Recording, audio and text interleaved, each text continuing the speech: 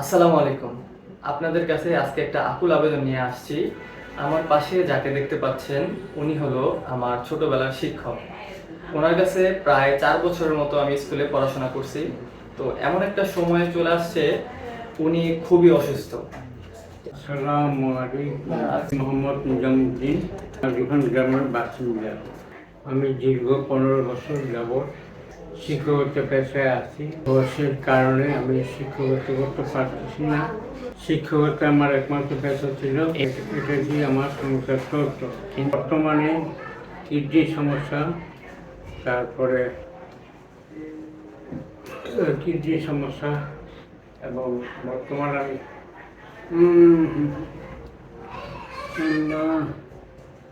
উনি অসুস্থতার কারণে অনেক কিছু বলতে পারতেছেন না। ওনার কিডনিতে সমস্যা, ওনার ডায়ালিসিস করাইতে হয়। তারপর উনি যে ডায়াবেটিসের একটা ব্যাপার স্যাপার থাকে ওইটা তো একদম ভরপুর। উনি ভালো করে হাঁটতে পারে না।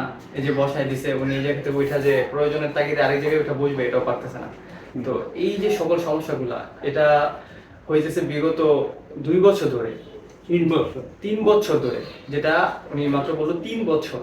3 বছর ধরে উনি এই অবস্থায় নিজের জীবনযাপন চালাই যাইতেছে। উনি শিক্ষকতা ছাড়ার পরে ওনার আর্থিক অবস্থা একদম দুর্বল হয়ে গেছে, নাই বললেই চলে।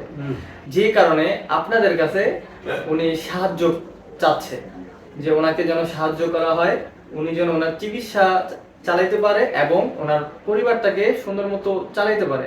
সুন্দর মতো বলতে চালাইতে পারে, জীবন বেঁচে থাকার জন্য যতটুকু প্রয়োজন। আশা করি আপনারা বুঝতে পারতেছেন। আমরা ছাত্র সমাজ অনেক চেষ্টা করছি বন্যার্থদের সাহায্য করার জন্য, যতটুকু পসিবল হয়েছে আমরা করছি। তো এমন একটা অবস্থায় আমাদের শিক্ষক, আমাদের ছাত্র সমাজের শিক্ষক বললেই হয়, উনি অসুস্থ। ওনাকে সাহায্য করার জন্য আমরা ছাত্র সমাজ আগায় আসতে চাচ্ছি এবং আপনাদেরকে নিয়ে আগাতে চাচ্ছি ওনাকে সাহায্য করার জন্য। তো আমি এটাই বলবো, মানবিক দিক বিবেচনা করে আপনারা বন্যার্থদের যেভাবে সাহায্য করছেন, আমরা চাইবো স্যারকেও এভাবে সাহায্য করে। আসসালামু আলাইকুম।